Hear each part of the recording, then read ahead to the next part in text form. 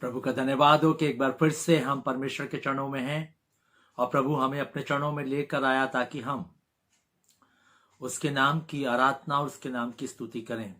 आज फिर से इस हिंदी ऑनलाइन आराधना में आप सबका स्वागत है और हम आपका धन्यवाद देते हैं कि आप निरंतर जो है इस संगति में जुड़ करके परमेश्वर के वचनों को सुनते हैं और मुझे आशा है कि आप उन वचनों को सुनकर उनको अपनी जिंदगी में अपना रहे होंगे और अपनी जिंदगी के अमल में ला रहे होंगे और अपनी जिंदगी को उस तरीके से चलाने का प्रयास कर रहे होंगे।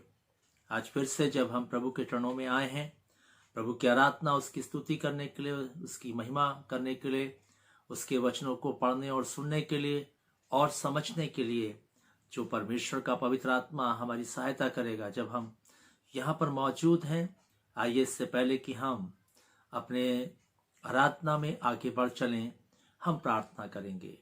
हमारे जीवित महान सर्वशक्तिमान दयालु पिता परमेश्वर, हम धन्यवाद देते हैं कि तू सचमुच में हमारा परमेश्वर है और तूने एक बार फिर से हमें इस समय दिया कि हम तेरे चरणों में आकर के प्रभु तेरी आराधना, तेरी स्तुति करें, तेरी प्रशंसा करें।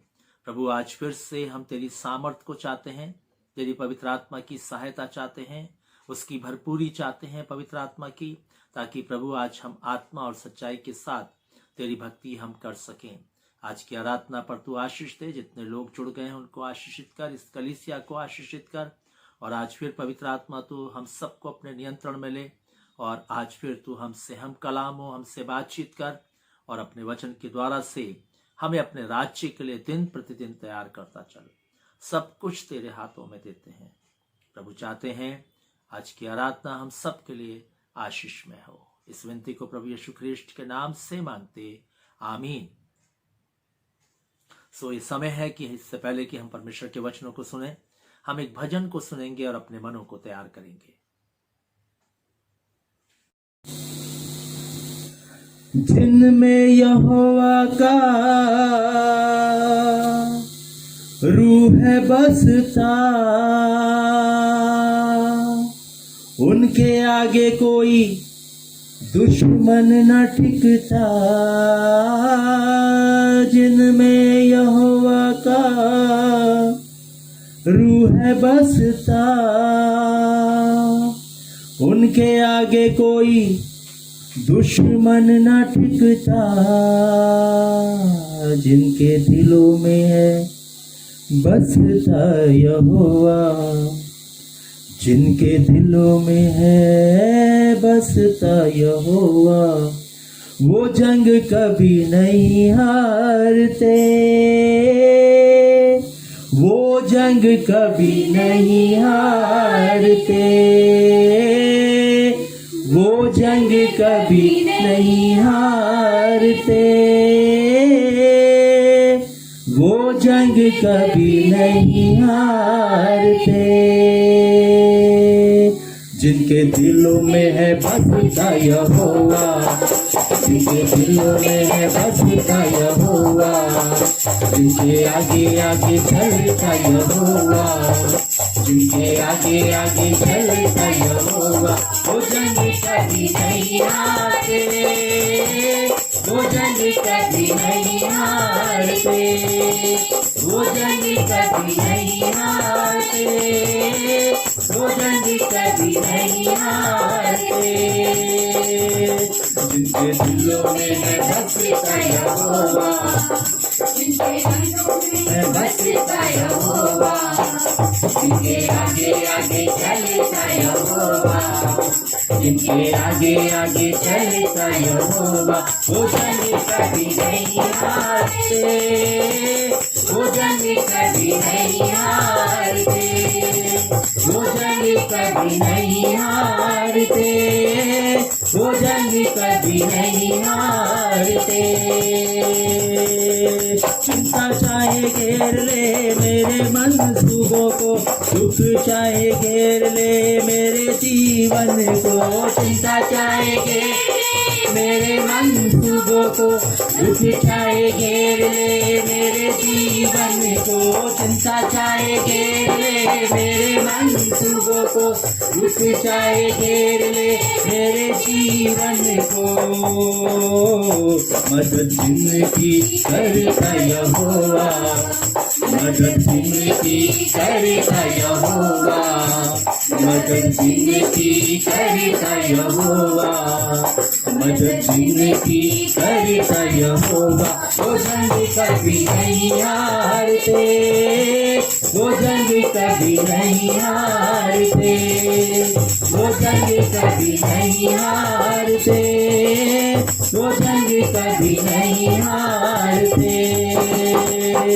जिनके दिलों में है बसता यहोवा, जिनके दिलों में है बसता यहोवा, जिनके आगे आगे चलता यहोवा, जिनके आगे आगे चलता यहोवा, वो जंग कभी नहीं हारते, वो जंग कभी नहीं हारते, वो जंग कभी नहीं हारते, वो जंग कभी नहीं हारते। बैरी चाहे ले आए 7 लाखों लाखों रथ, हिल जाते देख के यहोवा का जलाली हाथ। बैरी चाहे ले आए 7 लाखों लाखों रथ, हिल जाते देख के यहोवा का जलाली हाथ। बैरी चाहे ले आए 7 लाखों लाखों रथ, हिल जाते देख के यहोवा हाथ जिनका पकड़े यहोवा, हाथ जिनका पकड़े यहोवा, ओ हाथ जिनका पकड़े यहोवा, ओ हाथ जिनका पकड़े यहोवा, वो जंग कभी नहीं हारते, वो जंग कभी नहीं हारते, वो जंग कभी नहीं हारते, वो जंग कभी नहीं हारते।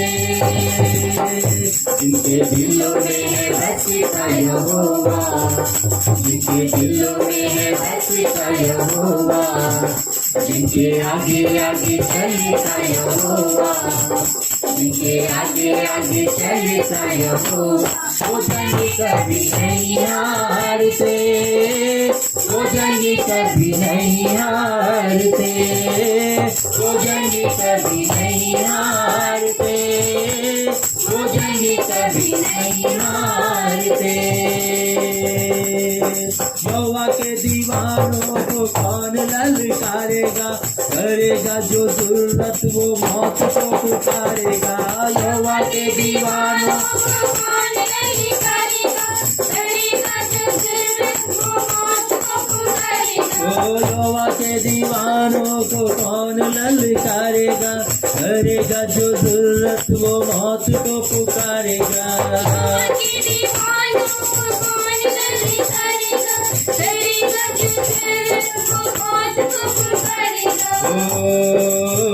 जोर जिनका बनता यहोवा, जोर जिनका बनता यहोवा, ओ जोर जिनका बनता यहोवा, जोर जोर जोर जिनका बनता यहोवा, वो जंग कभी नहीं हारते, वो जंग कभी नहीं हारते, वो जंग कभी नहीं हारते, वो जंग कभी नहीं हारते।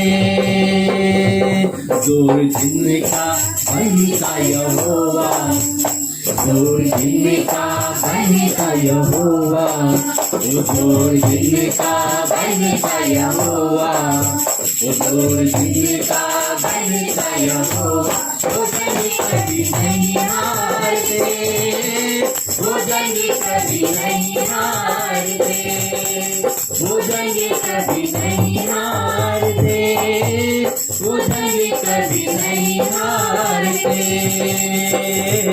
जिनके दिलों में है बसता यहोवा, जिनके दिलों में है बसता यहोवा, जिनके आगे आगे चलता यहोवा, जिनके आगे आगे चलता यहोवा, वो जंग कभी नहीं हारते, वो जंग कभी नहीं हारते, वो जंग कभी नहीं हारते, वो जंग कभी नहीं हारते, वो जंग कभी नहीं हारते, वो जंग कभी नहीं हारते, वो जंग कभी नहीं हारते, वो जंग कभी नहीं हारते, वो जंग कभी नहीं हारते, वो जंग कभी नहीं हारते। प्रभु का धन्यवाद हो कि एक बार फिर से हम प्रभु के वचनों को सुनने के लिए जा रहे हैं। इसलिए हम अपना ध्यान परमेश्वर के वचन की ओर लगाएंगे, अपने मन को एकाग्र चित्त करेंगे, ताकि हम आज फिर उस परमेश्वर की जीवित वाणी को, जो परमेश्वर आज अपने आत्मा के द्वारा से हमें सुनाता है, बताता है, हम उसको ध्यान पूर्वक सुन सकें। आज फिर से जब हम प्रभु के चरणों में परमेश्वर के वचनों को सुनने के लिए बैठ गए हैं और उसके समीप आ गए हैं, इसलिए हमें अपने कानों को उसकी ओर झुकाना है और सुनने के लिए उसकी बात को उसके समीप जाना है, ताकि हम परमेश्वर की मधुर मीठी और धीमी आवाज को सुन करके हम उस परमेश्वर के अनुसार अपनी जिंदगी को जीने वाले बन सकें। आज के दिन में इस आराधना के समय में परमेश्वर अपने वचन के द्वारा से हमें सिखा रहा है। पिछले रविवार हम जो है विश्वास के बारे में देख रहे थे कि किस रीति से हम परमेश्वर को जो है प्रसन्न कर सकते हैं। उससे पहले हमने विश्वास के बारे में सीखा था कि किस रीति से हमें परमेश्वर पर विश्वास करना है। और आज फिर जब हम परमेश्वर के चरणों के पास आए तो परमेश्वर आज हमें एक और बात सिखाना चाहता है, और वो बात मत्ती रचित सुसमाचार के 24वें अध्याय के 13वें पद में लिखी हुई है।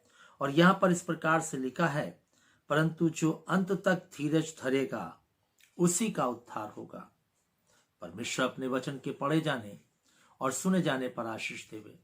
अब यहाँ पर हम देखते हैं कि किस रीति से प्रभु यीशु मसीह के चेले जो है, जब वो जैतून पहाड़ पर बैठा है तो उससे एकांत में इस बात को पूछ रहे हैं कि प्रभु ये बता कि ये बातें कब होंगी, तेरे आने का और जगत के अंत का क्या चिन्ह होगा।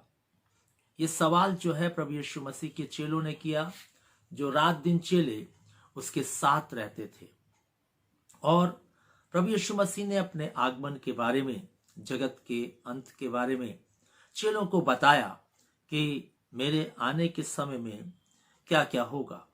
और उसने जो है इस बात को कहा कि अंत के दिनों में हमें सावधान रहने की आवश्यकता है, सावधानी के साथ अपनी जिंदगी को जीने की आवश्यकता है। यदि हम सावधानी के साथ अपने जीवन को नहीं जिएंगे तो हमारी जिंदगी जो है इस संकट और कलेश के जो दिन होंगे उसमें परमेश्वर के साथ स्थिर नहीं रह पाएगी। और इसलिए उसने उन सारी बातों को बताते हुए 13वें पद में इस बात को कहा कि इन सब परेशानी, मुश्किल और सारी चीजों के बीच में उसने एक बात विश्वासी जीवन के बारे में कही, चेलों के जीवन के बारे में कही, मसीह व्यक्ति के बारे में कही, क्रिश्चियंस के लिए कही कि परंतु जो अंत तक धीरज धरेगा उसी का उद्धार होगा। और ये जो बात है ये एक बहुत खास बात है।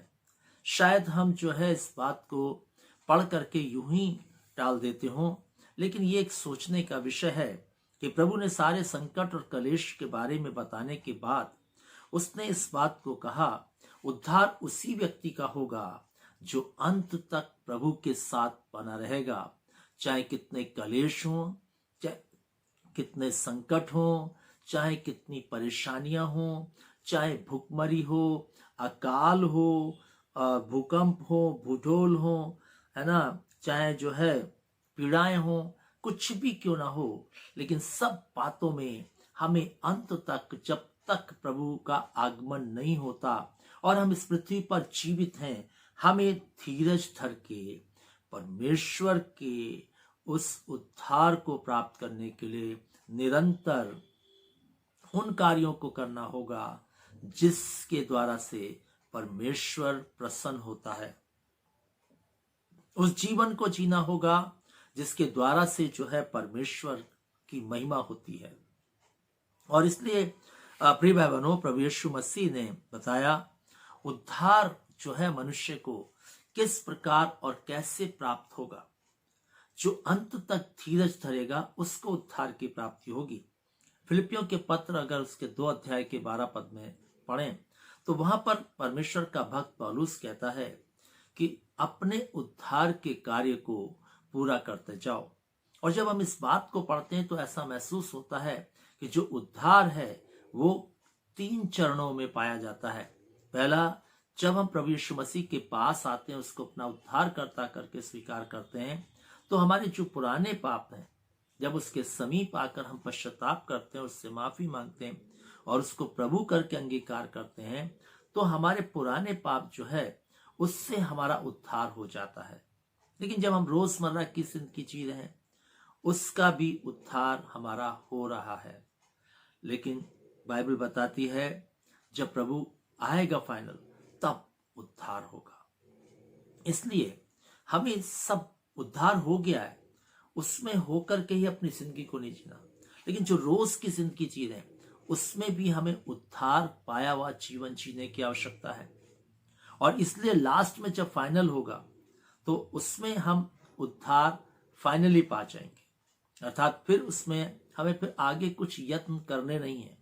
और इसलिए परमेश्वर का वचन आज फिर हमसे कहता है कि जो अंत तक धीरज धरेगा उसी का उद्धार होगा। मसीह जीवन में विश्वास जितना जरूरी है उतना ही धीरज का होना भी मसीह जिंदगी में जरूरी है। और मैं ऐसा सोचता हूं कि विश्वास का जो सपोर्टर है वो धीरज है। अगर मसीह जीवन के अंदर धीरज नहीं पाया जाता तो शायद हम जो है अपनी जिंदगी को परमेश्वर के साथ ठीक से चला नहीं सकते, क्योंकि मसीह व्यक्ति के जीवन के अंदर धीरज का होना बहुत जरूरी है। और धीरज जो है इसको हमें समझना होगा प्रिय भाई बहनों। धीरज का मतलब क्या है? धीरज का मतलब है, जो मैंने समझाया अपने जीवन में, जो परमेश्वर ने मुझे सिखाया है, किसी भी दुर्दशा में पड़े रहने के बावजूद भी सहने की जो शक्ति है वो हम में बनी रहे।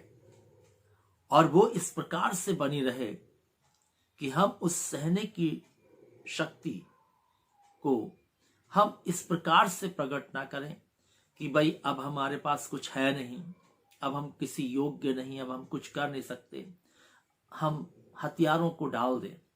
हथियार डालकर नहीं प्रिय भाई बहनों, हमें इस कलेश को और दुर्दशा में पड़े हुए जीवन को जीना है या सहना है नहीं, बल्कि बाइबल हमसे कहती है निराश होकर भी हमें इस जीवन को, इस धीरज को अपनी जिंदगी में रखना, बल्कि बाइबल कहती है हमें साहस के साथ मुस्कुराते हुए और कल की आशा रखते हुए हमें अंत तक डटे रहना है। इसी को धीरज कहते हैं, इसी को धीरज कहा गया। और ये एक ऐसा गुण है जिसकी हमें जरूरत है। अगर धीरज रूपी गुण हमारे अंदर नहीं पाया जाता तो शायद हम मसीह जिंदगी को नहीं जी सकते। हम देखते हैं प्रभु यीशु मसीह के जीवन में, हम देखते हैं शिष्यों के जीवन में जो प्रभु यीशु मसीह के थे, कितना धीरज था उनकी जिंदगी में, कितना धीरज से उन्होंने अपनी जिंदगी को इस पृथ्वी पर जिया। और हम देखते हैं कि ये गुण जब मसीह व्यक्ति की जिंदगी के अंदर पाया जाता है तब वो अपने जीवन की इस दौड़ को, जो सफर उसका तब शुरू होता है, ये दौड़ उसकी तब शुरू होती है जब वो अपनी जिंदगी को प्रभु के सामने सरेंडर कर देता है और अपनी जिंदगी को ये नई शुरुआत करता है। वहां से ये दौड़ प्रारंभ होती है।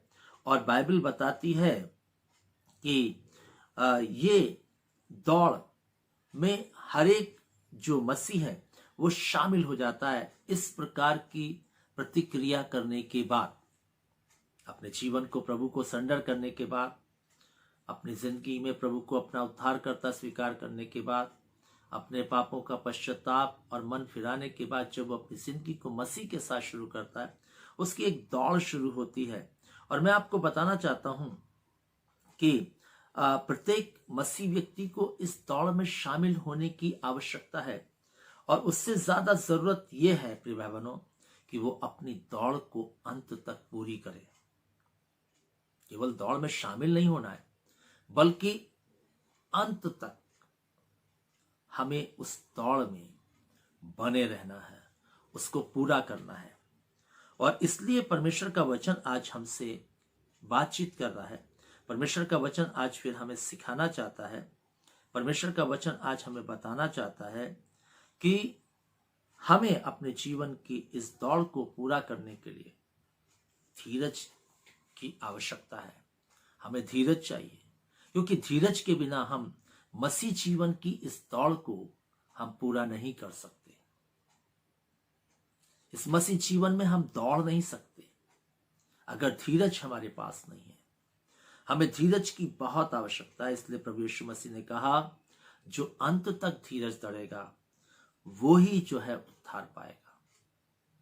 और दौड़ जब दौड़ते हैं तो दौड़ में जब हमारी दौड़ चलती है, जब हम दौड़ते हैं तो दौड़ सरल नहीं होती प्रिय भाई बहनों। दौड़ में बहुत सारी चीजें होती हैं, उसमें हम गिरते भी हैं, उसमें हमें चोट भी लगती है और कई चीजें। कई समस्याएं हमारे सामने आती हैं, कई परेशानियां हमारे सामने आती हैं, लेकिन फिर भी हमें इस दौड़ को दौड़ना है। और इसलिए प्रिय भाई बहनों, परमेश्वर का वचन हमें इस बात को कहता है कि हमें जो है धीरज के साथ अपने इस जिंदगी की दौड़ में डटे रहना है। और हमारी ये दौड़ जो है पृथ्वी से स्वर्ग तक की है, एक लंबी दौड़ है। मैराथन की जो दौड़ होती थी वो एक लंबी दौड़ होती थी, और उस दौड़ में लोग दौड़ते थे। और इसलिए हमें जो है धीरज के साथ इस दौड़ को दौड़ना है। बाइबल ऐसा हमसे कहती है। और इसलिए पौलुस जो है हमारे उत्साह बढ़ाने के लिए क्या कहता है, यदि हम रोमियो के पत्र में जाएं,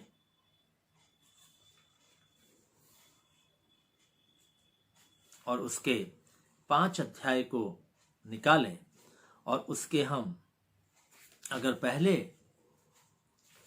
3, 4 और 5 पद को पढ़ें, तो यहां पर ऐसा लिखा हुआ है प्रिय भाई बहनों, यहां पर ऐसा लिखा है 3 पद में, रोमियो 5:3 में, केवल यही नहीं वरन हम कलेशों में भी घमंड करें, और यह जानकर कि कलेश से धीरज, और धीरज से खरा निकलना, और खरे निकलने से आशा उत्पन्न होती है, और आशा से लज्जा नहीं होती, क्योंकि पवित्र आत्मा जो हमें दिया गया है उसके द्वारा परमेश्वर का प्रेम हमारे मन में डाला गया है। अब यहां पर हम देखते हैं कि पौलुस किस रीति से हमें एक हौसला देता है अपने इस वचन के द्वारा से, किस रीति से वो इस बात को बताता है कि हम जो है जब हमारी जिंदगी के अंदर कलेश आते हैं तो हमें उन कलेशों में घमंड करना चाहिए, उन कलेशों में हमें हताश नहीं होना चाहिए, उन कलेशों में हमें निराश नहीं होना चाहिए, क्योंकि हम प्रभु के लोग हैं, हम यीशु मसीह के मानने वाले लोग हैं। यदि हम यीशु मसीह के जीवन को देखें, यदि हम पौलुस के जीवन को देखें, जिनकी जिंदगियां जो है कष्ट में रहीं, परेशानी में रहीं, समस्याओं में रहीं, हम देखते हैं कि किस रीति से जो है इन्होंने अपनी जिंदगी को जो है कलेश में जीकर भी एक घमंडपूर्ण जीवन को, मसीह जीवन को जिया। इन्होंने अपने कलेशों में घमंड किया, इन्होंने अपने आप को गर्वित महसूस किया। प्रिय भाई बहनों, अगर इनकी जिंदगी में कलेश थे तो ये घमंड को महसूस करते थे।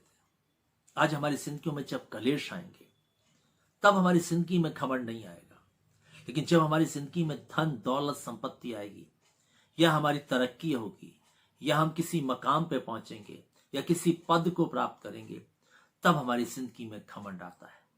हम आशीषों को पाकर घमंडी बनते हैं। लेकिन परमेश्वर का वचन क्या कहता है, कलेश में हमें घमंड करना है। 3 पद में, और यह जानकर कि कलेश जब होते हैं तो उससे धीरज आता है, धीरज उत्पन्न होता है हमारी जिंदगी के अंदर। कलेश हमारी जिंदगी के अंदर धीरज को लेकर आते हैं, और धीरज जो है लिखा है 4 पद में, धीरज से खरा निकलना। और जब धीरज हमारी जिंदगी में होता है वो हमें खरा बनाता है, धीरज हमें खरा बनाता है। धीरज है जो हमें खराई के साथ, परमेश्वर के साथ जिंदगी को जीने के लिए हमें सामर्थ प्रदान करता है एक प्रकार से। और लिखा है धीरज से खरा निकलना, और खरे निकलने से आशा उत्पन्न होती है। जब हम खरे निकलते हैं धीरज धर करके, तो हमारे सामने एक आशा होती है, प्रभु हमारे लिए करेगा, प्रभु ने यहां तक करा है, प्रभु आगे भी हमारे लिए करेगा, प्रभु आगे भी हमारे लिए सब कुछ करेगा। ये एक आशा, और ये आशा से जब हम रखते हैं प्रभु पर, तो इससे हमें लज्जा नहीं होती। आशा हमें लज्जित नहीं होने देती। आशा हमें जो है लज्जा हमारी जिंदगी के अंदर आने नहीं देती। आशा जो है वो हमें प्रभु में आशावान बनाए रखती है। और आगे कहता है कि क्योंकि पवित्र आत्मा जो हमें दिया गया है उसके द्वारा परमेश्वर का प्रेम हमारे मनों में डाला गया, और जब हमें लज्जा नहीं होती, तब परमेश्वर का आत्मा जो है हमारे अंदर परमेश्वर के प्रेम को डालता है। और जब परमेश्वर का प्रेम से हम भरते हैं प्रिय भाई बहनों, तो हमारी जिंदगी संपूर्ण उद्धार को प्राप्त करती है, क्योंकि परमेश्वर का जो प्रेम हमारे मनों में डाला गया है, उससे हम प्रभु को कभी नहीं छोड़ सकते। और इसलिए पौलुस ने कहा रोमियो 8 और उसके 35 में, देखिए बाइबल क्या कहती है, मेरे साथ खोलिए। रोमियो 8:35 में लिखा है, यहां पर परमेश्वर का वचन कहता है 8:35 में, कौन हमको मसीह के प्रेम से अलग करेगा। जब परमेश्वर का प्रेम हमारे मनों में डाल दिया गया है और जब हम परमेश्वर के प्रेम से भरपूर हो गए हैं और हमने परमेश्वर के प्रेम का एहसास और अनुभव कर लिया अपनी जिंदगी के अंदर, तो हमें कौन मसीह के प्रेम से अलग कर सकता है। पौलुस यहां पर कहता है 35वें पद में, क्या कलेश या संकट या उपद्रव या अकाल या नंगाई या जोखिम, कौन सी चीज हमें परमेश्वर के प्रेम से अलग करेगी? कोई नहीं, क्योंकि हम तो कलेशों पर घमंड करने वाले लोग हैं। जब कलेश आते हैं तो हम घमंड करते हैं, जब कलेश आते हैं तो हम प्रभु को धन्यवाद देते हैं। और जब हम इस प्रकार के लोग हैं तो हमें कौन सी चीज मसीह के प्रेम से अलग करेगी? कोई चीज हमें मसीह के प्रेम से अलग नहीं कर सकती प्रिय भाई बहनों, क्योंकि हम उस धीरज को अपनी जिंदगी के अंदर रखते हैं जिससे खरा निकलना होता है। और इसलिए बाइबल में याकूब की पत्री में याकूब ने अपने पत्र में लिखते हुए कहा, अय्यूब के धीरज को देखो। अय्यूब ने कितना धीरज धरा। और अय्यूब के जीवन के बारे में हम सब जानते हैं कि उसका कुछ ही क्षण में सब कुछ नष्ट हो गया। एवं उसके 10 बच्चे मारे गए, लेकिन उसके बावजूद भी उस कलेश में, उस संकट की घड़ी में जो धीरज था, वो उसकी जिंदगी में उसे संभाले रहा। और वो धीरज जो उसने अपनी जिंदगी में रखा, उसने उसकी जिंदगी में 2 गुनी आशीष प्रदान की। और इसलिए प्रिय भाई बहनों, हम भी जब इस पृथ्वी पर मसीह जीवन जी रहे हैं, मुझे नहीं मालूम आपकी जिंदगी में क्या बीमारी है, मुझे नहीं मालूम आपकी जिंदगी में क्या संकट है, क्या कलेश है, क्या उपद्रव है, क्या नंगाई है, क्या जोखिम है, क्या संकट है, क्या पीड़ा है, मुझे नहीं मालूम है। लेकिन मैं इतना कहना चाहता हूं कि बाइबल जो आज कह रही है, यदि हम उसको अपनी जिंदगी में अपना लेंगे तो निश्चित है प्रिय भाई बहनों कि ये सारी चीजें हम पर हावी नहीं हो पाएंगी, बल्कि हम इन पर हावी होकर के अपनी जिंदगी को बिताने पाएंगे, चलाने पाएंगे, जीने पाएंगे। इसलिए प्रिय भाई बहनों, परमेश्वर का वचन यहां पर कहता है इस प्रकार से कि पौलुस ने इस बात को कहकर उत्साहित किया उन लोगों को जो अपनी जिंदगी में कलेश को देख रहे थे। और इसलिए प्रिय भाई बहनों, मैं आपको बताना चाहता हूं, जिंदगी की दौड़ में धीरज के साथ जुड़े रहने के लिए हमें अपने जीवन को परमेश्वर के वचन के अनुसार चलाना होगा। और हमें इन सब परिस्थितियों में डटे रहना होगा, क्योंकि धीरज हमें डटे रहने के लिए साहस देता है, हमें खड़े रहने के लिए शक्ति प्रदान करता है। धीरज चाहिए, विश्वास जैसे चाहिए वैसे धीरज भी मसीह जिंदगी के लिए महत्वपूर्ण है, जरूरी है, उसे चाहिए। अगर धीरज जिंदगी में मसीह के व्यक्ति के नहीं होगा तो मैं आपको बताना चाहता हूं, उसकी जिंदगी परमेश्वर के साथ इस घड़ी में, इस संकट में, इस कलेश में, मुसीबतों में खड़ी नहीं रह सकेगी। इसलिए धीरज की आवश्यकता है। मनुष्य को धीरज चाहिए तो चाहिए प्रिय भाई बहनों। और इसलिए परमेश्वर का वचन आज हमसे बात कर रहा है, बोल रहा है, सिखा रहा है कि धीरज से हमें अपनी जिंदगी की दौड़ को पूरा करना है।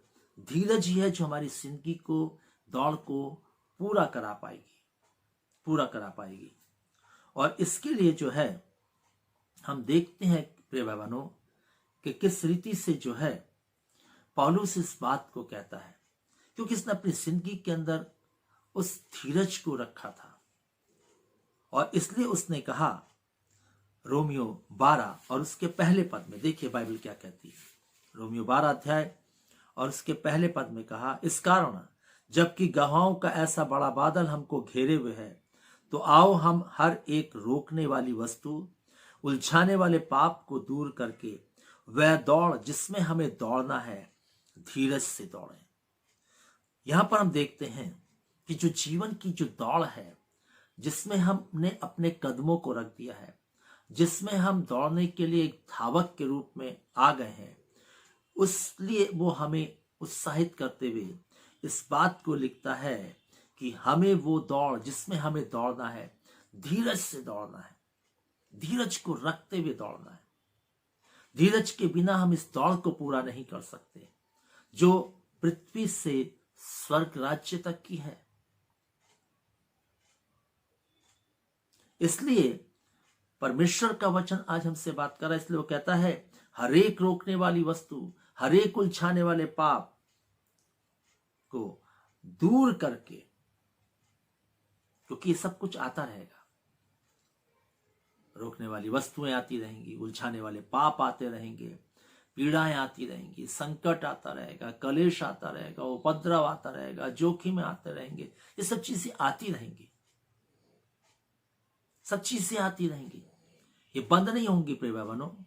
लेकिन हम जब दौड़ में शामिल हो गए तो हमें वो दौड़ जिसमें हमें दौड़ना है, जो लक्ष्य पे हम दौड़ रहे हैं, जिस दौड़ में हम शामिल हो गए हैं, उस जीवन की दौड़ में जब हम शामिल हो गए, स्वर्ग के राज्य की ओर जाने वाली दौड़ में जब हम शामिल हो गए, तो हमें धीरज से दौड़ना होगा। उतावलीपना नहीं चाहिए। कई बार हम देखते हैं कि बहुत सारे लोग प्रभु के पास जब आते हैं, बहुत तेजी से चलते हैं, रात दिन सुबह शाम सब चीजें वो इतनी तेज करते हैं, इतनी फास्ट करते हैं, लेकिन थोड़े दिनों बाद उनकी जिंदगियों की ओर देखो, उनसे पूछो भाई अब कहाँ हो, दिखते नहीं हो। अरे क्या बताएं, बहुत परेशानी है, बहुत संकट है, ये है वो, दुनिया की बातें। दौड़े तो थे लेकिन अपनी दौड़ को पूरी नहीं कर पाए। क्यों? कारण क्या था? धीरज नहीं था जिंदगी के। धीरज चाहिए। कह रहा धीरज से दौड़ो, धीरज को रखकर दौड़ो जिंदगी में। धीरज चाहिए प्रिय भाई बहनों। एक मसीह जीवन में धीरज का होना बहुत आवश्यक है। हो सकता है बहुत सारी चीजों को अपनी जिंदगी में मसीह होने की बात ले आते हो, है ना, लेकिन जो नहीं आ पाता हमारी जिंदगी के अंदर वह है विश्वास के बाद धीरज। नहीं आ पाता, धीरज चाहिए। ये गुण एक ऐसा गुण है, ये हमें चाहिए। ये गुण परमेश्वर का गुण है, क्योंकि हमारा प्रभु धीरजवंत है, धीरज धरता है वो, इसलिए वो अपने आने में देर कर रहा है। अगर वो धीरज ना धरे तो कब का आ जाता इस पृथ्वी पर, कब की ये पृथ्वी उलट जाती, पलट जाती, खत्म हो जाती, एक नई सृष्टि बन जाती। लेकिन प्रभु धीरज धरे, क्योंकि वो किसी की मौत से खुश नहीं, किसी पापी की मौत से खुश नहीं। वो चाहता हर एक पापी, हर एक गुनहगार जो इस पृथ्वी लोक में है वो बच जाए। इसलिए उसने अपने आप को इस पृथ्वी पर उतारा और अपने आप को मनुष्य के पापों के लिए बलिदान किया, ताकि उस पर विश्वास करें, उसके जीवन को देखें और जिंदगी को पाएं। लेकिन आज हम उसकी जिंदगी की ओर गौर करना नहीं चाहते। हम बहुत सारी बातों पर गौर करना चाहते हैं। हम जिंदगी की बहुत सारी चीजों पर गौर करना चाहते हैं जब हम इस संसार में जी रहे हैं। लेकिन अगर हम गौर करना नहीं चाहते तो उस यीशु पर की ओर जो सिद्ध करता है,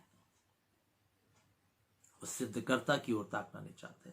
जबकि बाइबल कहती है कि हमें उस पर ध्यान करके हमें अपनी जिंदगी को जीना है, उसको सामने रखकर अपनी जिंदगी को जीना है। लेकिन ऐसा हम कर नहीं पाते। और यहां पर दूसरे पद में लिखा है, इब्रानियों 12 उसके 2 में, विश्वास के कर्ता और सिद्ध करने वाले यीशु की ओर ताकते रहें, ताकते रहें। अगर हम उसकी ओर ताकते रहेंगे तो हम दौड़ते रहेंगे। आपको मालूम है प्रिय भाई बहनों, जब पतरस झील पर चलने के लिए उसने पैरों को रखा तब वो यीशु को देख रहा था। लेकिन जब उसने हवा को देखा, यीशु से अपनी नजर को हटाया, तो वो डूबने लगा। लेकिन जब वो डूबने लगा फिर उसने प्रभु को पुकारा। प्रभु ने उसका हाथ पकड़कर थाम लिया। वो डूबने नहीं पाया क्योंकि उसने उसको पुकारा, यीशु मुझे बचा। इसलिए प्रिय भाई बहनों, हो सकता है जिंदगी की दौड़ जो हम दौड़ रहे हैं इसमें हम गिर भी सकते हैं, चोटिल भी हो सकते हैं। इसका मतलब ये नहीं कि हम गिर गए तो गिरे रहें। हमें गिरकर प्रभु को पुकारना है और फिर उठ करके फिर से हमें दौड़ना है।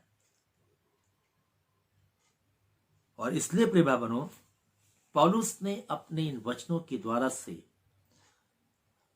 मसीह व्यक्ति को उत्साहित किया कि जो दौड़ हमें दौड़नी है वो हमें धीरज से दौड़नी है। धीरज को अपनी जिंदगी के अंदर रखकर दौड़नी है।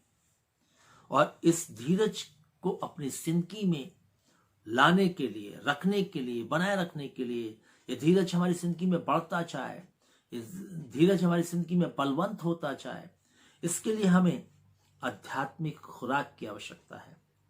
इस धीरज को हमें आध्यात्मिक खुराक देनी पड़ेगी, आध्यात्मिक भोजन खिलाना पड़ेगा, आध्यात्मिक चीजें खिलानी पड़ेंगी, है ना, आध्यात्मिक ताकत की चीजें इसे प्रदान करनी पड़ेंगी। और मैं आपको बताना चाहता हूं कि अगर आपको जिंदगी की दौड़ में धीरज धरना है तो आपको आध्यात्मिक भोजन करना होगा। और आध्यात्मिक भोजन क्या है? परमेश्वर का वचन। यह है भोजन आत्मिक। आत्मा का भोजन यह है, आत्मिक जीवन का भोजन यह है। और इसलिए हमें वचन को पढ़ना होगा। हमें बाइबल को पढ़ने का एक शेड्यूल बनाना होगा। हमें बाइबल को पढ़ना है जो हमारी जिंदगी के अंदर धीरज को लेकर आएगा। और जब बाइबल के हम पढ़ते हैं, उसके सारे जितने भी परमेश्वर के भक्त लोग हैं उनके इस जीवन को हम पढ़ते हैं, तो हम उन सब जिंदगियों से इस बात को सीखते हैं कि कितना धीरज इनकी जिंदगी के अंदर था। इब्रानियों का पत्र 11 अध्याय भरा पड़ा है, जिंदगियों के धीरज से भरा हुआ है। कितना धीरज था उन जिंदगियों के अंदर, अब्राहम के अंदर, मूसा के अंदर, है ना, यहोशू के अंदर कितना धीरज था। दानियल के अंदर, शद्रक मिशक अबेदनगो के अंदर कितना धीरज था। क्या वो धीरज आज मैं जो मसीह हूं, अपने आप को मसीह कहता हूं, मैं जो अपने आप को विश्वासी कहता हूं, मैं जो अपने आप को क्रिश्चियन कहता हूं, क्या वो धीरज हमारे अंदर है? हम तो छोटी छोटी बात पर असंयमी हो जाते हैं। हम अपने धीरज को खो देते हैं। प्रिय भाई बहनों, परेशानी आती धीरज को खो देते हैं, समस्याएं आती धीरज को खो देते हैं, संकट आते हैं धीरज को खो देते हैं, है ना, घर में मृत्यु आ जाती धीरज को खो देते हैं, कलेश आ जाते हैं धीरज को खो देते हैं। लेकिन हम देखते हैं इब्रानियों 11 अध्याय आप पढ़िए भक्तों के जीवन को। इसलिए आत्मिक खुराक की जरूरत है। जब हम बाइबल पढ़ेंगे हमारी आत्मा को खुराक मिलेगी, हमारी आत्मा बलवंत होगी, हमारी आत्मा प्रभु में मजबूत होगी, आध्यात्मिक शक्ति को प्राप्त करेगी। और जब आध्यात्मिक शक्ति हमारे अंदर आएगी तो हम धीरज धरने वाले हो सकेंगे, धीरज धरने वाले हो सकेंगे। रोमियो 15 और उसके 4 में हम देखेंगे क्या कहती है बाइबल। रोमियो का पत्र उसका 15 अध्याय, और देखिए बाइबल क्या कहती है। 15 अध्याय और उसके 4 पद में ऐसा लिखा हुआ है, प्रिय भाई बहनों, जितनी बातें पहले से लिखी हुई गई वे हमारी ही शिक्षा के लिए लिखी गई हैं कि हम धीरज और पवित्र शास्त्र के प्रोत्साहन द्वारा आशा रखें। और यहां पर साफ लिखा है जितनी बातें बाइबल के अंदर लिखी गई हैं वो हमारे लिए शिक्षा के लिए लिखी गई हैं, हमें शिक्षित करने के लिए लिखी गई हैं, हमें एक अच्छा जो है ज्ञान प्राप्त करने के लिए लिखी गई हैं, आध्यात्मिक शिक्षाओं को प्राप्त करने के लिए लिखी गई हैं, प्रिय भाई बहनों। और लिखा हुआ साहब जितनी बातें पहले से लिखी गई हैं वे हमारी शिक्षा के लिए लिखी गई हैं कि हम धीरज और पवित्र शास्त्र के प्रोत्साहन द्वारा, धीरज और पवित्र शास्त्र के प्रोत्साहन द्वारा आशा रखें। और ये सब बातें जो लिखी गई हैं ये हमें धीरज धरने में सहायक है और हमें आशा के लिए प्रोत्साहित करने के लिए सहायक है। इसलिए बाइबल को पढ़ना है, प्रिय भाई बहनों। बाइबल को अपनी जिंदगी में इतना पढ़ना है कि हमारी जिंदगी जो है आरंभ की बातों को छोड़कर सिद्धता की ओर चलने वाली बन जाए। और उसने कहा भी इब्रानियों 6:1 में कि आओ हम आरंभ की बातों को छोड़कर सिद्धता की ओर बढ़े। सिद्धता आज हम अपने मसीह जीवन की ओर गौर करें, आज तक हमारे अंदर सिद्धता नहीं आई है। आज तक हम सिद्धता की ओर बढ़ नहीं पा रहे हैं। आज भी हम जहां से चले थे वहीं खड़े हैं, प्रिय भाई बहनों। आज भी हमारे विश्वास की जो कद है वो उतना ही है, बढ़ नहीं पाया। आज हम विश्वास में नहीं बढ़ पाए, आज हम धीरज में नहीं बढ़ पाए, क्योंकि हम सिद्धता की ओर आज तक हमारे कदम आगे गए नहीं। हम दौड़ में तो शामिल हो गए, लेकिन हमने जो है उस ट्रैक पर आने के बाद जो है हमें आगे बढ़ना चाहिए था, हम आगे ना बढ़ करके वहीं अपनी कदम ताल वहीं कर रहे हैं खड़े होकर के। और इसलिए आज हमारी मसीह जिंदगी जो है उस दौड़ को पूरी करने में कामयाब नहीं है। हम कामयाब नहीं है कि हम इस दौड़ को पूरा कर लें जो दौड़ में दौड़ने के लिए प्रभु ने हमें बुलाया है। इसलिए प्रिय भाई बहनों, हम देखते हैं कि उस दौड़ को हमें जिसमें हम दौड़ रहे हैं, हमें सिद्धता की ओर जाना है, हमें सिद्ध बनना है उस दौड़ में। इफिसियों का पत्र अगर हम पढ़ेंगे और उसके 3 अध्याय और उसके 18 पद को पढ़ेंगे तो यहां पर ऐसा लिखा है, मेरे साथ खोलिए बाइबल को।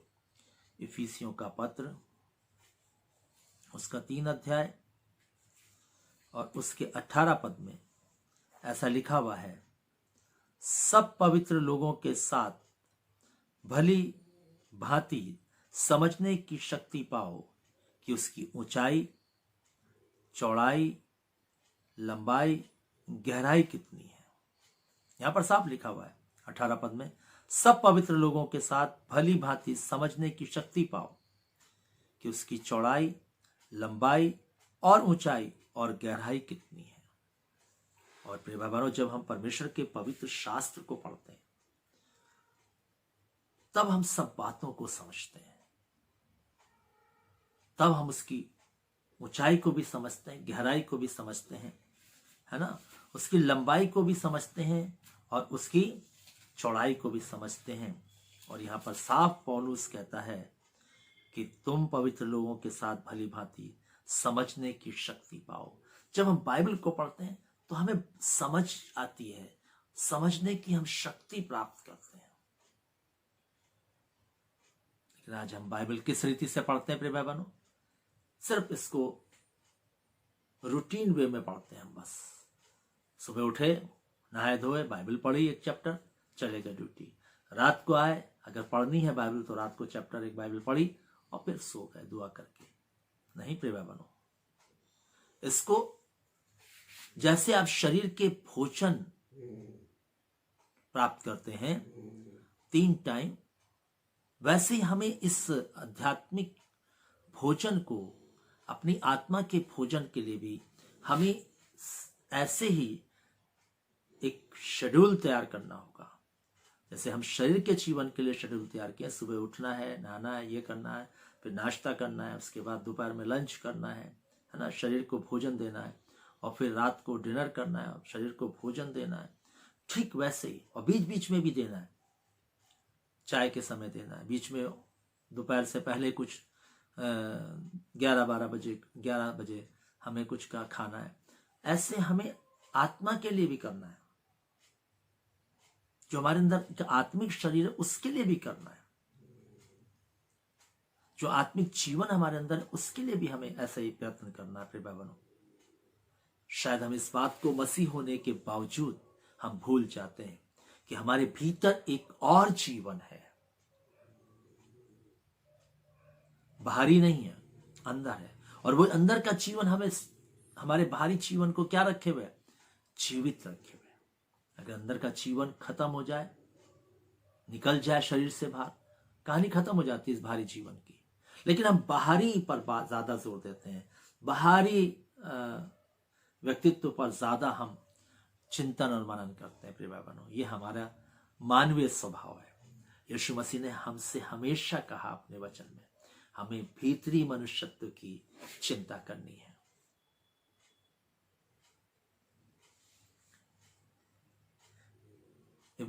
इब्रानियों का पत्र 12 अध्याय 14 पद को भी देखेंगे हम। देखिए क्या कहती बाइबल। सबसे मेल मिलाप रखो और उस पवित्रता के खोजी हो जिसके बिना कोई कदापि प्रभु को ना देख पाएगा। और यहां पर बिल्कुल साफ लिखा हुआ है, इब्रानियों 12 के 14 में साफ लिखा है प्रिय भाई बहनों, बिल्कुल स्पष्ट है कि सबसे मेल मिलाप रखो और पवित्रता के खोजी हो। और ये सब चीजें जब हम बाइबल को पढ़ेंगे तब आएंगी।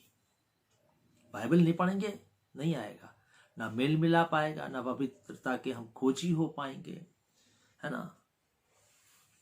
हमारी जिंदगी जो है, ना ही जो है हम प्रभु को दर्शन कर पाएंगे, क्योंकि हमने पवित्र शास्त्र बाइबल को पढ़ा नहीं अपनी जिंदगी में।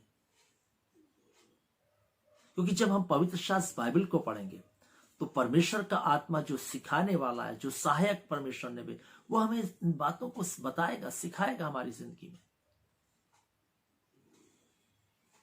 इसलिए प्रिय भाई बहनों, अगर हमें दौड़ को पूरी करनी है मसीह जीवन की, परमेश्वर के राज्य तक हमें जाना है, तो हमें बाइबल को पढ़ना होगा। हम जब मत्ती, मरकुस, लूका, यूहन्ना, जब हम इन 4 सुसमाचारों को पढ़ते हैं तो हम यीशु मसीह को देखते हैं इसमें। और ये देखने का यत्न करिए जब पढ़ रहे हैं कि यीशु मसीह ने क्या काम किए, कैसा जीवन जिया, क्या खाया, कैसी जिंदगी बिताई, भक्ति कैसी थी, रिलेशनशिप कैसी थी उसकी, रिश्ते संबंधों में कैसा था वो, बाहर के समाज के साथ कैसा था वो, सब बातों को देखिए। जब आप पढ़ेंगे बाइबल को, सब बातें आपको समझ में आएंगी। और आप यीशु की जिंदगी से अगर आप ध्यान देकर पढ़ लेंगे तो आप सीखने पाएंगे मसीह जीवन क्या है, क्रिश्चियन लाइफ क्या है। क्योंकि क्राइस्ट के बिना क्रिश्चियन लाइफ नहीं है। क्राइस्ट का जिंदगी में होना ही क्रिश्चियन लाइफ है। क्राइस्ट का व्यक्तित्व का जिंदगी में होना एक मसीह व्यक्ति के, यही क्रिश्चियन लाइफ है। और जब तक ये जीवन में नहीं आता तब तक कुछ नहीं है। और ये बात पौलुस ने जब समझी तो उसने बस एक ही बात चाही कि प्रभु मैं तुझ में पाया जाऊं, मैं तुझ में पाया जाऊं। बस मेरी कोई इच्छा लालसा नहीं, बस मैं मसीह में पाया जाऊं। ये बात उसने फिलिपियों के पत्र 3 अध्याय में कही। इसलिए प्रिय भाई बहनों, आज भी प्रभु हमें बताना चाहता है, सिखाना चाहता है कि हमें जो है अपनी जिंदगी की दौड़ को पूरा करने के लिए धीरज को अपनी जिंदगी में रखना बहुत जरूरी है। धीरज के बिना मसीह जिंदगी एक लक्ष्य तक, जो स्वर्गीय लक्ष्य है हमारा, जिसकी ओर हमें दौड़ना है, जिसके लिए प्रभु ने हमें बुलाया है, हम प्राप्त नहीं कर सकते। क्या कहता है 1 कुरिन्थियों और उसका 2 अध्याय 16 पद, देखिए क्या कहता है परमेश्वर का वचन। 1 कुरिन्थियों का पत्र उसका 2 अध्याय और उसके 16 पद में ऐसा लिखा है, क्योंकि प्रभु का मन किसने जाना है कि उसे सिखाए, परंतु हम में मसीह का मन है। अब यहां पर जो है पौलुस इस बात को कहता है कुरिन्थुस की कलीसिया को, प्रभु का मन किसी ने नहीं जाना, लेकिन वो कहता हम में मसीह का मन है। क्यों हम में मसीह का मन है? क्योंकि हमने जो है उन चारों सुसमाचार को इतना पढ़ा कि हमने इस बात को उसमें देखा, सीखा कि यीशु मसीह ने मनुष्य को इस पृथ्वी पर आकर किस तरीके की लाइफ जीने के लिए कहा, और इसलिए पौलुस की जिंदगी के अंदर मसीह का मन आ गया। हमारी जिंदगी में भी आ सकता। प्रिय भाइयों, जरूरत इस बात की है कि हम परमेश्वर के वचन के साथ संगति रखें, परमेश्वर के लोगों के साथ संगति रखें। हमारी फेलोशिप का होना परमेश्वर के साथ, परमेश्वर के लोगों के साथ अधिक अधिक जरूरी है। और अंत के दिनों में तो हमें और अधिक बाइबल को पढ़ना है, बाइबल के साथ संगति रखनी है। जो सहभागिता मीटिंग्स के द्वारा होती हैं, चर्च जाने के द्वारा से जो हमें एक फेलोशिप मिलती है, उसको और अधिक करना है। इब्रानियों का पत्र 10 अध्याय उसके 24 और 25 पद को पढ़ेंगे तो यहाँ पर जो है हम देखते हैं किस प्रकार से परमेश्वर का भक्त जो है इस बात को कहकर उभारता है। 10 अध्याय और उसके 24 और 25 पद में लिखा हुआ है यहाँ पर, और प्रेम और भले कामों में उस्काने के लिए एक दूसरे की चिंता किया करें, और एक दूसरे के साथ इकट्ठा होना ना छोड़ें, जैसा कि कितनों की रीति है, पर एक दूसरे को समझाते रहें। ज्यों ज्यों उस दिन को निकट आते देखो, त्यों त्यों और अधिक किया करो। कहता है और अधिक करो फेलोशिप, और अधिक रखो संगति, और अधिक इकट्ठा हो परमेश्वर के नाम से। परमेश्वर के वचनों का अध्ययन करो, मनन करो, चिंतन करो अधिक। लेकिन जब प्रभु इस प्रकार से कहता है हम मसीहों को, हमारे पास टाइम नहीं है, हमारे पास समय नहीं है, हमारे पास 2-2 घंटे, 3-3 घंटे, 4-4 घंटे समय है लोगों के साथ बैठकर गप्पे मारने के लिए, हमारे पास समय है मोबाइल पर जो है पूरे दिन समय डिवोट करने के लिए, हमारे पास समय है टेलीविजन के सामने बैठ करके घंटों जो है न्यूज चैनल और तमाम चीजों को देखने के लिए। लेकिन मैं आपको बताना चाहता हूं, अगर समय नहीं है तो फेलोशिप करने के लिए, संगति रखने के लिए मैं कहना चाहूंगा प्रिय बहनों, जाइए विश्वासियों के पास, जाकर के उनके साथ फेलोशिप रखिए, उनसे वचन के द्वारा से बातचीत कीजिए। आप टेलीविजन के साथ सामने मत बैठिए, आप किसी के घर जाइए, विजिट करिए, बाइबल से बातचीत करिए। आपका भी आध्यात्मिक बढ़ेगा जीवन, उसका भी आध्यात्मिक जीवन में विकास होगा। करिए ऐसा काम। मोबाइल पर घर पर बैठ करके अपनी जिंदगी को बर्बाद मत करिए प्रिय भाई बहनों, फेलोशिप रखिए। ज्यों ज्यों उस दिन को निकट आते देखो, त्यों त्यों और अधिक इकट्ठा हो, और अधिक इकट्ठा हो। प्रभु का आगमन निकट है, और अधिक फेलोशिप करो, ताकि जिंदगी जो है परमेश्वर के साथ बनी रह सके। कहता है परमेश्वर का वचन 1 कुरिन्थियों 14 अध्याय 20 पद, देखिए बाइबल क्या कहती है। आइए मैं आपका ध्यान परमेश्वर के वचन की ओर ले चलना चाहता हूं। इसलिए प्रभु यीशु मसीह ने कहा, जो अंत तक धीरज धरेगा उसी का उद्धार होगा। क्योंकि जो दो इस दौड़ को पूरा कर लेगा वही तो उद्धार पाएगा। हर आदमी को थोड़ा उद्धार मिल जाएगा, नहीं मिलेगा प्रिय बहनों। याद रखिए, बाइबल कहती है, मैं नहीं कह रहा अपनी तरफ से, बाइबल की बात है, जो अंत तक धीरज धरेगा, यीशु ने कहा, वही उद्धार पाएगा। 14 और उसके 20 पद में ऐसा लिखा है, हे भाइयों, तुम समझ में बालक ना बनो, बुराई में तो बालक रहो, परंतु समझ में सियाने बनो।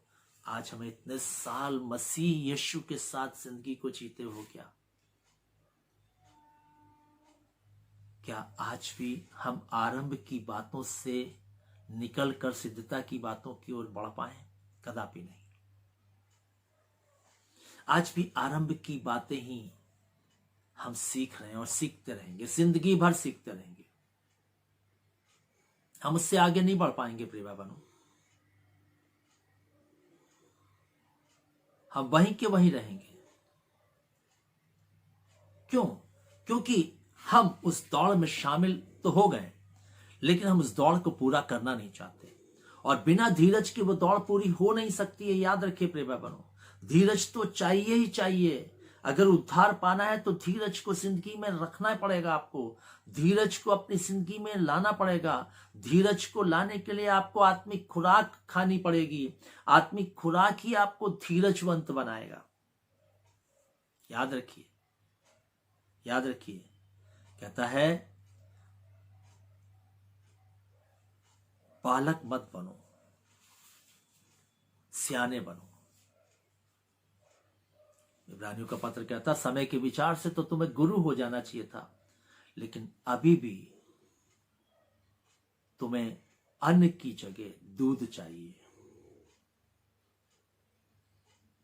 आज भी दूध जैसी बातें हमें अच्छी लगती हैं, जैसे छोटी बातें ना, थोड़ी अगर कोई बात परमेश्वर के वचन की ऐसी बता दी, अरे ऐसे ही पादी साहब बोलते हैं, ऐसा बोलते हैं, ऐसा कहते हैं। नहीं प्रिय बहनों, सियाने आज तक हम हो ही नहीं पाए, इसलिए आज भी हम बुराई करते हैं, चुगली करते हैं, नाराज हो जाते हैं, पादी साहब से नाराज होते हैं, चर्च से नाराज हो जाते हैं, चर्च नहीं जाते हैं, चर्च जाना छोड़ देते हैं, है ना। कई चीजें हम करते हैं क्योंकि हम सियाने हो ही नहीं पाए। आज भी हम बालक बने हुए हैं। आज भी हमें दूध की जरूरत है, अन्न की जरूरत नहीं है। अन्न खा ही नहीं सकते हम, हमें डाइजेस्ट नहीं होगा। हमें वो कठिन वचन, कठोर वचन, प्रभु का सत्य वचन हमें हजम नहीं होगा। हमें लल्लो पत्तों की बातें चाहिए, वो हमें बहुत पसंद है, क्योंकि हम दूध पीने वाले हैं। हम समझदार होते तो आज हम सिद्धता की ओर बढ़ते। आज हम अपनी दौड़ को पूरा करने के लिए जो है आत्मिक भोजन को खा रहे होते, आत्मिक फेलोशिप रख रहे होते, लोगों के साथ वचन के साथ सहभागिता कर रहे होते, लेकिन हमने सब कुछ नहीं किया। इसलिए प्रिय बहनों, मैं फिर कहना चाहूंगा कि जो दौड़ में शामिल हो गए, हमें धीरज से दौड़ना है, धीरज से दौड़ना है। और जब आदमी दौड़ में दौड़ता है तो उसकी रफ्तार जो है एक जैसी होती है। आपने शायद देखा होगा, ना वो तेज दौड़ता है ना वो धीमा दौड़ता है। तेज दौड़ेगा थक जाएगा, रुक जाएगा, जीत नहीं पाएगा। धीमा दौड़ेगा तो भी नहीं जीत पाएगा। एक रेस को पूरा करने के लिए एक जैसा दौड़ना जरूरी है, एक रफ्तार में दौड़ना जरूरी है। और आज मसीह व्यक्ति को एक ही रफ्तार में चलना है। ऐसा नहीं तो कभी तेज कभी धीमा। कभी तो हम ऐसे हो जाते हैं कि हर संडे चर्च आएंगे, कभी ऐसा हो जाता है कि हम महीनों चर्च नहीं जाते, कभी ऐसा होगा तो हर रोज की मीटिंग अटेंड करेंगे। अभी फिर ऐसा समय आएगा कि हम मीटिंगों से गायब हो जाएंगे। तो ये दौड़ कभी हमें उस स्वर्गीय राज्य के लिए पूरी नहीं हो पाएगी। याद रखिएगा प्रिय भाई बहनों, बाइबल कहती है, मैं नहीं कहता प्रिय भाई बहनों। इसलिए पौलुस ने 2 तीमुथियुस 4:8 में कहा, मैंने अपनी दौड़ पूरी कर ली है, मैंने अपनी दौड़ पूरी कर ली। क्योंकि वो धीरज के साथ दौड़ा। उसने साफ कहा और आगे उसने कहा दौड़ पूरी करने का जो मेरा लक्ष्य था वो ये था, स्वर्गीय राज, वो स्वर्गीय इनाम, वो मुझे प्रभु की ओर से मिलेगा। क्या कहता है दूसरा तीमुथियुस उसका 4 अध्याय उसके 7 और 8 पद को पढ़ेंगे। देखिए प्रभु परमेश्वर का वचन क्या कहता है। दूसरा तीमुथियुस उसका 4 अध्याय 7 और 8 पद में लिखा है, मैं अच्छी कुश्ती लड़ चुका हूं, मैंने अपनी दौड़ पूरी कर ली है, मैंने अपने विश्वास की रखवाली की है। भविष्य में मेरे लिए धर्म का मुकुट रखा हुआ है, जिससे प्रभु यीशु जो धर्मी और न्यायी है मुझे उस दिन देगा, और मुझे ही नहीं वरन उन सबको भी जो उसके प्रकट होने को प्रिय जानते हैं। जितने बाट जो रहे हैं प्रभु आगमन के लिए वो कर रहे हैं, अपने दिल के अंदर आशा लगाएं प्रभु आएगा हमें ले जाएगा, वो तभी पूरा हो पाएगा जब हम अपनी दौड़ को पूरा कर लेंगे। इसलिए प्रिय भाई बहनों, आज भी समय है। मैं आपको बताऊं, जब इस दौड़ में दौड़ेंगे शैतान आपको छोड़ेगा थोड़ा ना, आपको जीतने थोड़ा ना देगा, आपको हर पल हराने का प्रयास करेगा, गिराने का प्रयास करेगा, आपके सामने तमाम प्रकार के कठिन परीक्षाएं लाएगा, कई चीजें करेगा। लेकिन मैं आपको कहना चाहता हूं, आपको अंत तक जी जान से जुटे रहना है। बस प्रभु के साथ कुछ भी क्यों ना हो, हमें जुटे रहना, अपनी रेस को धीमा नहीं करना है, हमें रुक नहीं जाना है, बल्कि हमें बढ़ते जाना। इसलिए पौलुस कहता है यदि हम ढीले नहीं पड़ेंगे तो हम सही समय पर कटनी को काटने पाएंगे। इसलिए आइए जिंदगी में धीरज को लाइए। जिंदगी में धीरज का होना बहुत जरूरी है।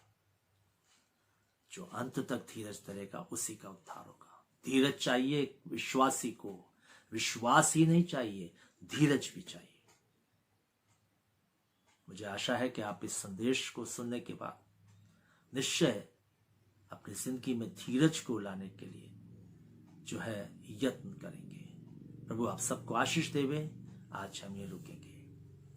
हमारे जीवित महान सर्वशक्तिमान दयालु पिता परमेश्वर, हम धन्यवाद देते हैं आज के इस सुंदर वचन के लिए जो तूने हमें दिया, हमें सिखाया कि प्रभु हम एक जिंदगी की दौड़ में हैं और वो धीरज के बिना दौड़ी नहीं जा सकती।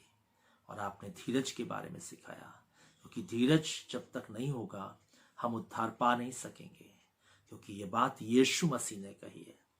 पर यीशु मसीह की बात हाँ की हाँ और ना की ना है। यीशु मसीह की बात वो बात है कि आकाश टल जाएगा, पृथ्वी टल जाएगा, परंतु उसका एक शब्द भी नहीं टलेगा। पिता हम विश्वास करते हैं इन सब बातों पर, और हम यही चाहते हैं प्रभु जो बातें तूने आज सिखाई हैं अपने वचन के द्वारा से होने दे के हम अपनी जिंदगी में धीरज धर सकें और धीरज के साथ इस दौड़ को पूरा कर सकें। जैसे पौलुस ने अपनी दौड़ को पूरा किया, हम सब भी इस दौड़ को पूरा करके उस इनाम को प्राप्त कर सकें जो तूने हमारे लिए स्वर्ग में रखा है।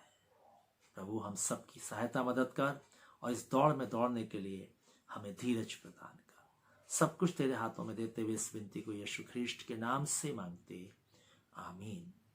अब हमारे परमेश्वर पिता का प्रेम, प्रभु यीशु मसीह का अनुग्रह और पवित्र आत्मा की सहभागिता हम सब विश्वास करने वालों के साथ, जहाँ के समस्त विश्वासियों के साथ, इस झुंड के साथ, इस कलीसिया के साथ, जितने लोग इस आराधना में जुड़े हैं सब के साथ, जब तक यीशु मसीह दोबारा नहीं आते, ये आशीष युगानुयुग एक सी बनी रहें, आमीन। सबको जय मसीह की। यदि आपको सचमुच में वचन से आशीष मिली है, बहुतों को शेयर करें ताकि लोग जिंदगी को पा सकें और अपनी जिंदगी में इस धीरज को ला करके अपनी दौड़ को पूरा कर सकें। प्रभु आपको आशीष दे।